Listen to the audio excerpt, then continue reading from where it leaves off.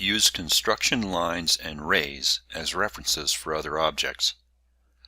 By default, construction lines are automatically placed on the red AM_CL layer. I'll begin this example by hiding the hatching on the cross-section of this component in the view. The construction line command can be used to create construction lines. Selecting the command results in displaying the construction line dialog box.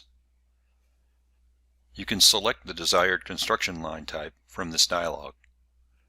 As this is a circular component, I'll be using horizontal single-sided ray type to develop the axial projected view.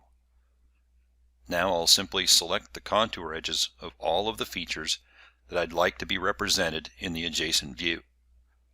This will include the centers of circular edges as the outer boundary of the component and the axes of the holes.